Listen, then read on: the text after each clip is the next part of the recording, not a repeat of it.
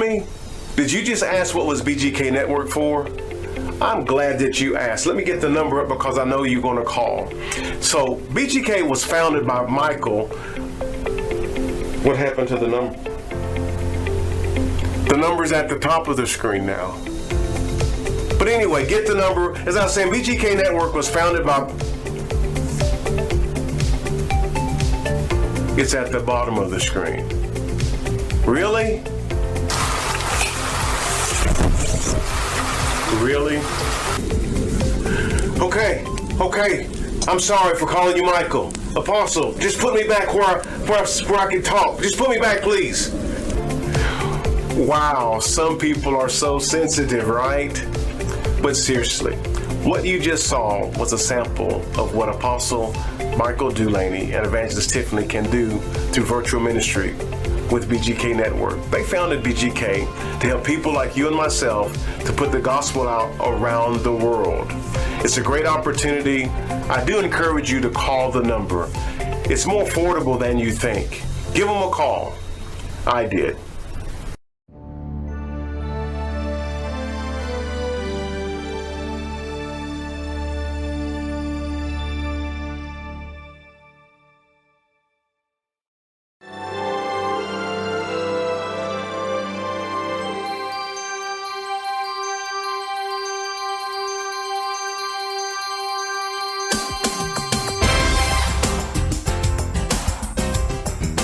Good afternoon or good evening or good morning, whichever one you're watching. Let's talk about marriage and the family, because we are international. We have anywhere that someone has Roku television, they are able to view Let's Talk About Marriage and the Family. And we're on generally on Mondays, and our presentations run for the entire day.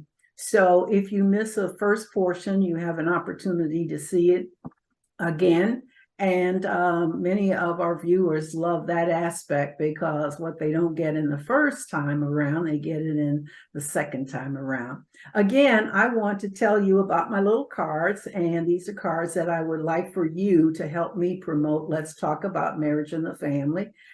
Just a simple little card that you could post at your health club, in your grocery store, wherever there's a bulletin board. I'd like to know that there's a card up. So you can get the card by simply writing to me at rjjoseph920@gmail.com, or you can call me. I love to hear my phone ring, so give me a call at 972-816-7887.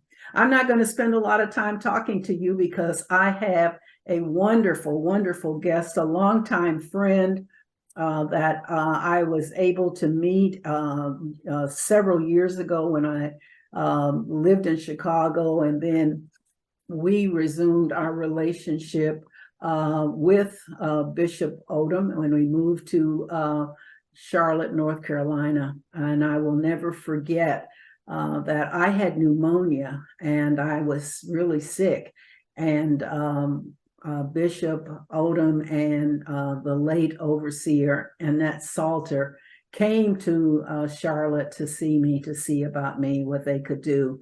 And when they came, they brought a financial blessing. I will never forget it.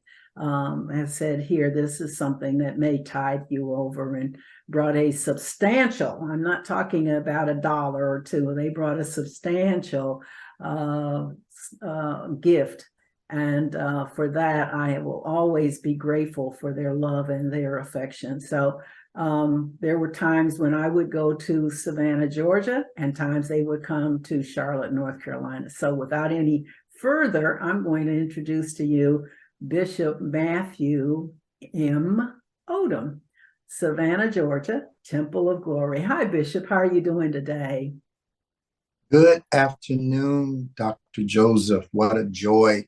What an honor it is to be here with you. Thank you so much. Well, thank you so very much. Tell us something about yourself, because a lot of people would like to know who you are. If they live in the Savannah area, they probably already know who you are, but there are people in other places that would like to know who you are. Well, I consider myself as one of God's humble servants. Uh, Thankful for the opportunities that He has given me. As you stated, live in Savannah. Been here all my life. I'm a native Savannian. Had the privilege of attending Savannah State University. Uh, I've been in ministry since I was 27 years old. I presently pastor the Temple of Glory Community Church, where I have been for this coming January, 39 years. I am blessed to have been able to meet people like yourself down through the years, and I share the same sentiment. I thank God for having Him aligning me with you. You have been a blessing in my life, and I thank God for the person that you are. I am presently uh, uh, a widower. I have three children, um, two grandchildren. My most recent granddaughter by my son Matthew arrived a month ago. Wow. So we're really elated about that. But more than anything else, I love God. I love God's people, and every opportunity that I get to share the message of Jesus Christ means more to me than anything. Yes, yes. You are an astute scholar of the Bible, and I always appreciated being around you and your wisdom.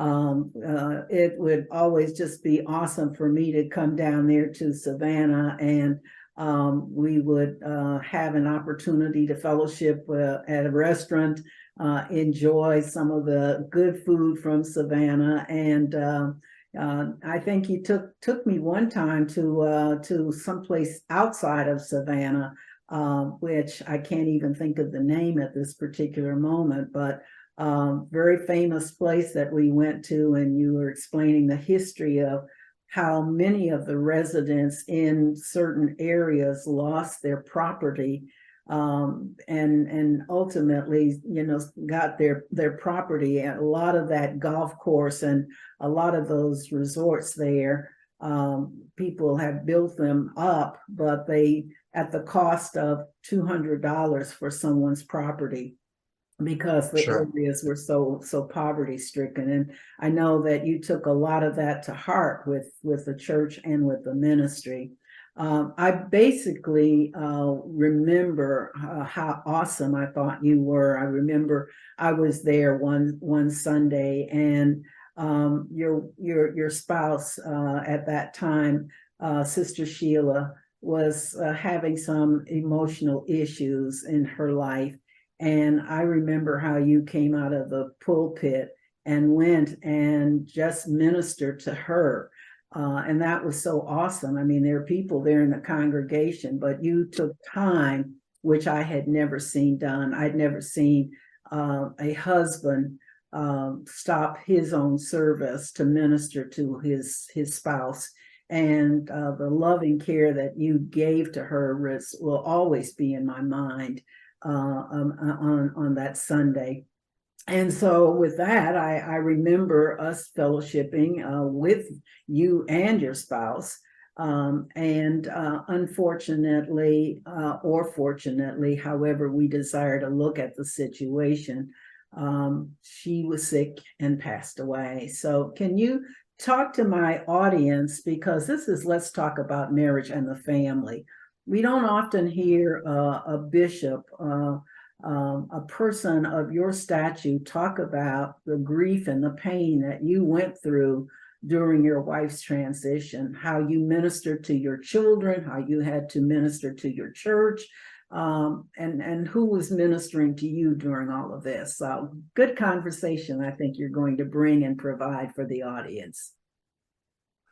Well, thank you again. Your words are too kind. For about 5 minutes, I would like to, for the sake of the audience, take my title and put it over here. Okay. Because it isn't so much about me being an officer in the church, a bishop in the Lord's church. I was consecrated in 2005, so it's been a while. But what you shared a moment ago was really actually commonplace. I'm not embarrassed to tell you that this journey from my wife's transition to where I am now, if I had to do it all over again, I would have done some things differently. But let's start with what happened. My wife, myself, my son were all affected by COVID. And I was down for a couple of days. My son hardly got sick at all. But my wife went down and spent 50 days in the hospital here. It was not an easy time. And as a husband, not so much as a bishop, but as a husband, it was gut wrenching, to be honest with you, Dr. Joseph. Sheila and I had been together since 1979. And like any other marriage, we had our ups and downs, but thanks be to God, we were able to communicate, talk through things. And when she passed away, when she went home to be with the Lord, she and I were best friends. And if the opportunity should arise, perhaps we can come back and talk about this in greater detail. Yes. But we shared time. We dated after we were together for 38 years.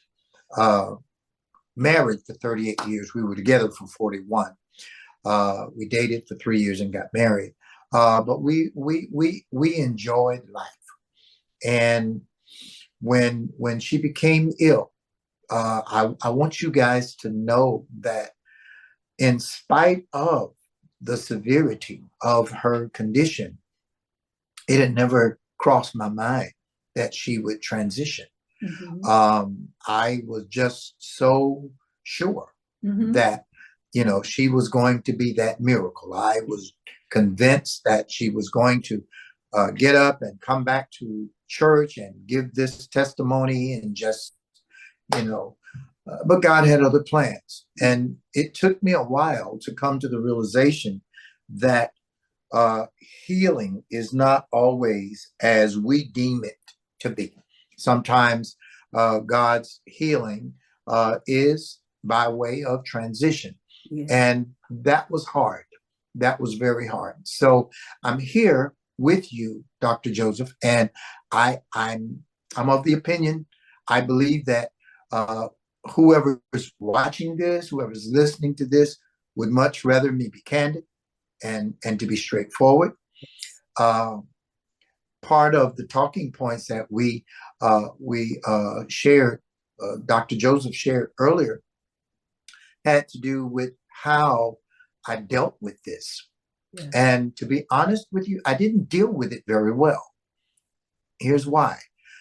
As a pastor, as a bishop, as it were, I was under this pseudo belief that I had to be strong. I had to be this pillar of strength.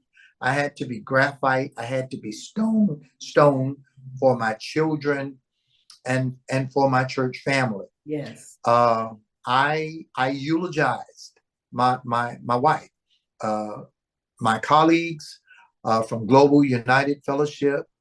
I'll never forget the love that they demonstrated. I had about 25, 30 bishops to fly in to Savannah, including Bishop Neil Ellis, our then presider at Global. I was loved on by the community, pastors and preachers here. My church family was incredible. There was support all around me. Yes. But I felt the need to be strong. And in retrospect, this need to be strong was not as spiritual as it was carnal. Yes. And I hope that you guys can understand that. I came back to the pulpit too soon. Yes. I felt myself spiraling, and I can confess to you, I got real low. I did, and I thank God for reaching out and pulling me up and sending people into my life. But I'm saying all of that to say this: none of us are so strong. None of us are so resilient. None of us are supermen or superwomen. And I would encourage you that are watching the program today, when I started to say, when you find yourself going through the vicissitudes of life, don't feel like because I'm saved or I'm a Christian that I don't need to talk to a counselor. Don't feel that way. Yes. Don't feel that I love the Lord and God's going to take care of me. God also places people in our lives that are trained, that are skilled to help us through these challenging times. If I had to do it all over again, I would have sat down with someone and from a professional standpoint. I didn't do that, and it was really traumatic, and I wouldn't recommend it to anyone. Now, having said all of that, God is good all the time, and I'm sitting here with Dr. Joseph because in spite of the thorn, his grace is sufficient, and I bless God for that. Well, I'm just so excited that you have mentioned something that is very dear to my heart, is that we tend to want to appease others when there's a death. I remember saying to my mother, this was quite a few years before she passed away. I said to her, "Are you expecting me to preach your funeral?" And her response, and she wasn't a deep woman or anything, but her response was, "If you can't preach my funeral, what hope do the people have in the resurrection of Jesus Christ?" And oh wow. And oh, wow. So now that puts me then in a place where she has said something that is really true, but and by the time she did pass away, she didn't want any funeral. She didn't want anybody to look at her, and the funeral people had done such a beautiful job. I wish I had not promised her that no one would look at her. But I actually felt like I've got to preach her funeral. I've got to be strong because I'm representing Jesus Christ, and if I can't be strong, then what hope do the people? I mean, she really put that pressure on me. What hope do the people have in the resurrection of Jesus Christ? Which is deep. I mean, that was so super deep. But it is. I have come to find that as clerics, because we are trying so hard to really and truly be in front and show people the Christ-like way. I have changed Psalm 36, 30 and 6. I have actually changed that to this, that weeping endures for a night, but joy comes when we're mourning. We say in the morning, but when we are MOURNING, there are times in our morning that we can have joy because of a 38-year marriage, 41 years being friends, children coming along, ups and downs that we weather those storms. So we can think in terms of that. How do you feel about the way I have changed that scripture? Did you find joy in mourning? Initially, no. To be honest with you, and I can appreciate it more now than I did, because I hadn't thought about that, but it makes all the sense in the world, because the scripture does declare that he'll give you beauty for ashes. Yes. And when we remove the garment of mourning, and replace it with the garment of praise. But uh, at the time, it was difficult. Uh, I think because of what I said initially, I did not expect her Yes. to pass. I really didn't. It wasn't until late in the sickness, uh, when the doctors and we consulted. I think it was 5 different doctors. My 2 daughters, my son, a couple of we got together with those doctors, and they all shared with us Yeah. that which was inevitable. Mm-hmm. And you're holding out for the miracle.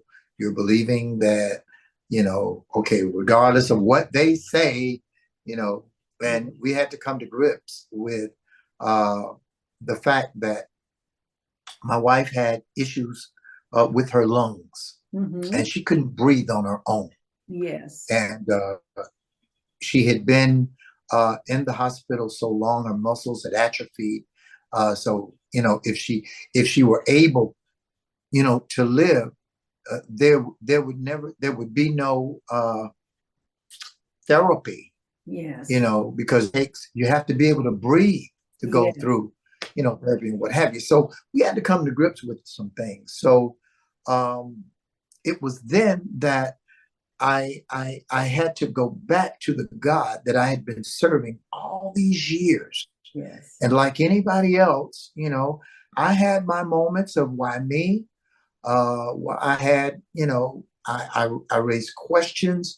And that's another thing. A lot of folk are under the impression that if you're a child of God, that you can't question God. And that's not true. Yes. You can talk to your father about anything. And I began to realize that, first of all, for him to call her home meant that her suffering was over. Yes. Dr. Joseph, she was in the hospital 50 days, Yes. 50 days on her back, 50 days. And half of that time, or I guess around 30 days, we couldn't visit her because of COVID. Yes. Because Yes. it was during that season where you couldn't even, be with your loved ones. So I thank God for Face Chat and FaceTime and all of that stuff. But once I came to realize that, I've, I've, I've, I've tried to give encouragement to hundreds of parishioners down through the years. I've gone to the homes, I've gone to the gravesides, I've gone to the hospitals, and this, that, and the other, but it wasn't them, it was me. Yes. And like I said, if I had to do it all over again, I would have sought professional counseling. I didn't. So I made the road heavier myself, but I learned from it. Yes. So now, listening to a Dr. Ramona Joseph talking about Psalm 30, where it says, weeping may endure for a night, but joy comes for those who are mourning. It is encouragement that I guess I initially didn't allow myself to embrace because of my pain. I had that woe is me thing for a while, but I came to grips with it. I thank God that I know where she is. Mm-hmm. She's resting with the Lord. She'll never know sickness again. And something that you said, from Steel Magnolias, life goes on. Yes, yes. And we're going to talk about that when we go into our second part. But Okay. I still want to ask you, how did the Temple of Glory respond to First Lady Sheila's passing and to your grief? How did you find their response? I have the best church family in the world. Yeah. I do. And I'm not saying that lightly. They were stupendous. Mhm. They rallied around me. I think I stayed out of the pulpit about a month, Okay. and I came back. But Overseer Salter, and that was another heartbreak. Yes. But when Lady Odum passed, Overseer Salter, my assistant pastor, made sure that there was food at my door every day. Yes. I had church members calling, sending cards, greeting my children and myself by way of social media constantly. They had services at the church just to pray for their pastor. Yes. And that meant the world to me. And I didn't have to be there. They were just interceding Yes. on my behalf. My elders, ministers, and deacons were second to none.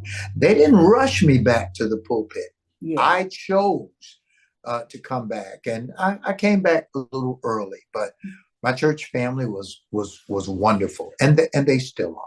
Okay, all right. Yes, Temple of Glory is second to none in what I experienced, and I was there quite a bit for various times. You would invite me to come and talk to the leadership, come in and to do something special. So I saw Temple of Glory not really as a church, but I saw it more so as a family of extended people. Family. And I saw you. I saw you as a pastor that responded to the quality of your church ministry. There was such dynamic quality and that precision in what they did, and everything was just orderly. And it wasn't an order that they were afraid. It was an order that you had instilled in them as a great leader. So I could not imagine in my talking points to you that they would not have rallied. And then knowing the quality of Overseer Salter and what she was able to provide as your right-hand person. So I want to tempt the viewing audience to say that life goes on. And by the time they see this presentation, life will have gone on in a tremendous way. So we're going to be doing a part 2. Thank you for all of your candid conversation, Bishop. Just removing the title of bishop and talking as a husband, talking as a person that experienced grief. And I think that for my viewing audience, I think that you need to understand that grief, when a person is grieving about their loved one, when they are leaving, they go through the same things that you go through. The cycle of holidays. What would we be doing for Thanksgiving? What would we be doing for Christmas? How would we be interacting with the children and the grandchildren? So it's been wonderful, Bishop, and we're going to do a part 2, and I want to leave my audience in suspense.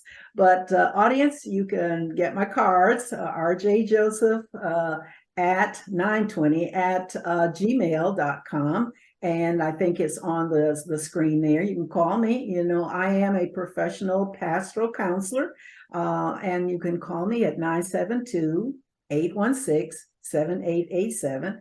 And until our next time getting together, I want you to invite some people because we have something really tremendous to announce and to talk about with my beloved friend, Bishop Matthew Odum. He is the senior leader at the Temple of Glory in Savannah, Georgia. And if you are in that area and are seeking a church home, seeking someone that will really be a father pastor to you, consider Temple of Glory and my friend. So until the next time, this is Dr. Ramona Joseph, more commonly known as Dr. Mom. And I want you to know that I love you with the love of Jesus Christ. And we look forward to the next time that we will be able to be in your presence. Until then, Dr. Mom saying love and peace. God bless.